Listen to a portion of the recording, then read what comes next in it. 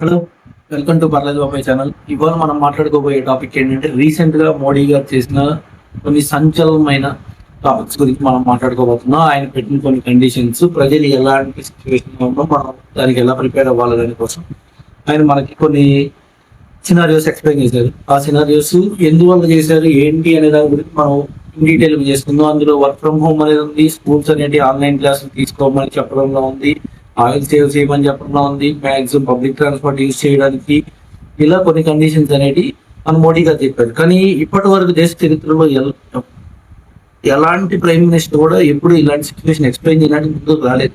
కానీ ఒక పిఎంఏ ఇంత ఇది చెప్పడానికి వచ్చాడు అంటే సిచ్యువేషన్ ఎంత దారుణంగా ఉందనేది నేను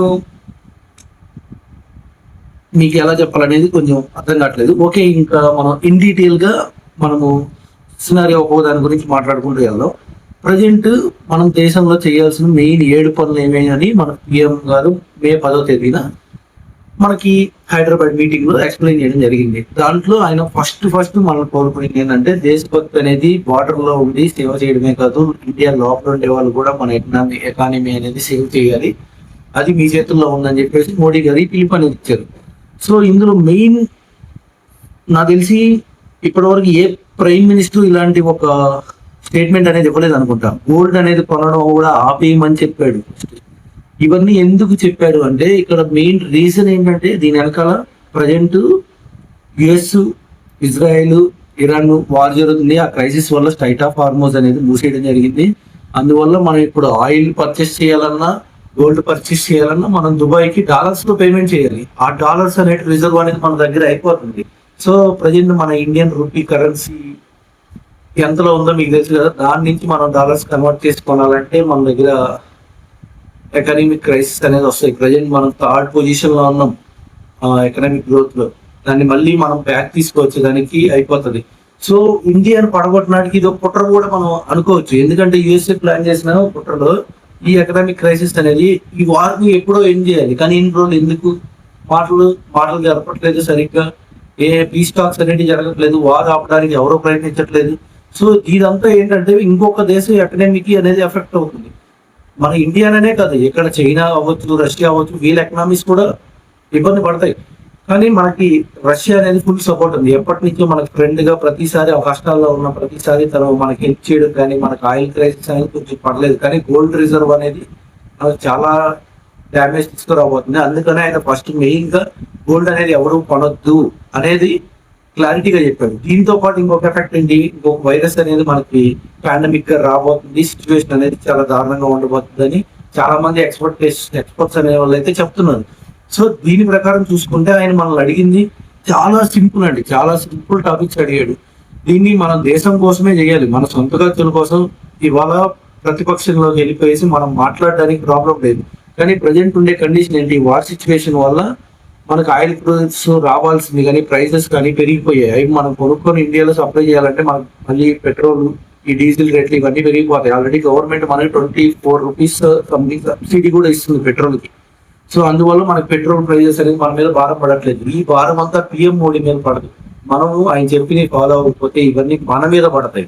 ఇది మీరు ఆలోచించుకోవాల్సింది. ఒక మిడిల్ క్లాస్ వాళ్ళు, డబ్బులు ఉండే వాళ్ళకైతే ప్రాబ్లం లేదు, మిడిల్ క్లాస్ వాడికి ఇవన్నీ ఎఫెక్ట్ అవుతాయి. మీరు అందుకని ఆలోచించుకోవాలి. మీరు బాధ్యతగా ఇందులో స్టాండ్ తీసుకోవాలి, మీ మీద ఎఫెక్ట్ అవ్వకూడదు అనుకుంటే. సో ఈ టాపిక్స్ అనేది వర్క్ ఫ్రమ్ హోమ్ మనం చేయొచ్చు. ఎందుకంటే మనం last time Covid pandemic situations ఉన్నప్పుడు మనం అంతా అప్పుడు వర్క్ ఫ్రమ్ హోమ్ కల్చర్కి అలవాటు పడ్డాం. సో ఇది మనం చేయడానికి ఒక అనుకూలమైన సిచ్యువేషన్ ఉంది. ఇంకా పెట్రోల్, డీజిల్ ఇవన్నీ బ్యాలెన్స్ అయిపోతాయి. సో ప్రైస్ మనం ఎక్కువ పెట్టి కొనాల్సిన అవసరం లేదు. రిలేటివ్ రిజర్వ్ అనేది మనకు సరిపోద్ది, వార్ కండిషన్ ఏంటనేది తెలియకపోతే.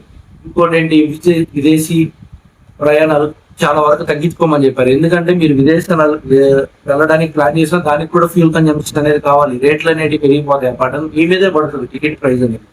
సో ఇది ఒక పాయింట్ ఉంది. గోల్డ్ రిజర్వ్స్ అనేది మనం యూఏఈ నుంచి ఇంపోర్ట్ చేసుకుంటాం. మనం ఎంత ఎక్కువ కొంటే మనకి అంత ఇంపోర్ట్ అనేది మనం చేయాలి. అది కూడా మనం డాలర్స్ లో కొనాల్సి వస్తుంది. కాబట్టి మన డాలర్ రిజర్వ్ అనేది పడిపోతుంది.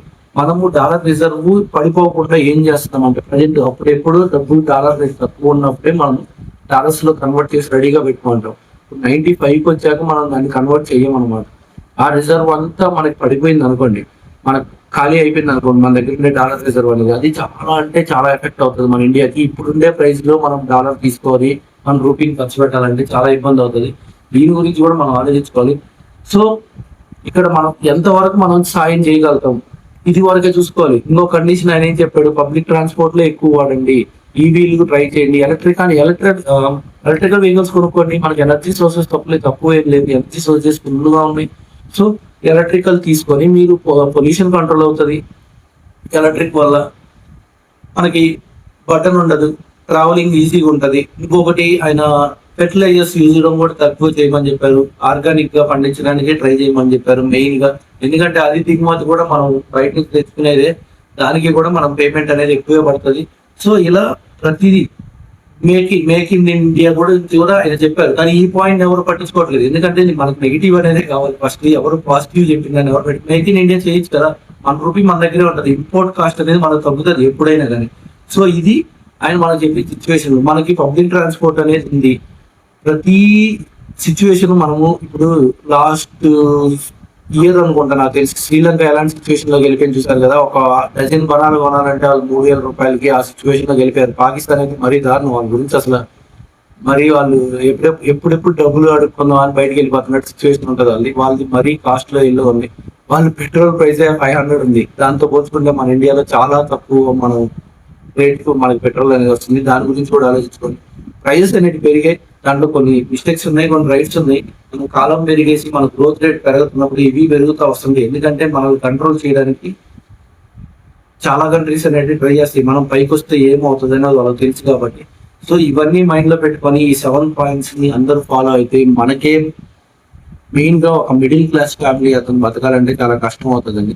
సో ఇవన్నీ ఆలోచనలో పెట్టుకొని సో మనం ఇవన్నీ ఫాలో అయితే మన దేశాన్ని మనం కాపాడుకున్నట్టు ఉంటుంది, ఎకనామిక్ క్రైసిస్ లోకి వెళ్ళకుండా. ఇది నా విన్నపం. సో మీ ఒపీనియన్ ఏంటి, దీని వెనకాల ఏమన్నా బ్యాక్గ్రౌండ్ స్టోరీ ఉందా, దీనివల్ల మన ఏపీ ఎలాంటి ఎఫెక్ట్ అవ్వబోతుంది? ఏపీకి ప్రజెంట్ రాజధాని బిల్డ్ చేసుకుంటున్నాం మనం అఫిషియల్ గా. మొన్నే మనకి సైన్స్ అనేవి అయ్యాయి అమరావతి అనే దానికోసం. సో ఈ క్రైసిస్ వల్ల మనకి ఏమైనా ఎఫెక్ట్ పడుతుందా, ఇవన్నీ కూడా నేను ఇంకా డీటెయిల్ గా రీసెర్చ్ చేస్తున్నాను, దాని గురించి మళ్ళీ మాట్లాడు. ఇప్పటికైతే సెలవు. జై భారత్ మాతాకి.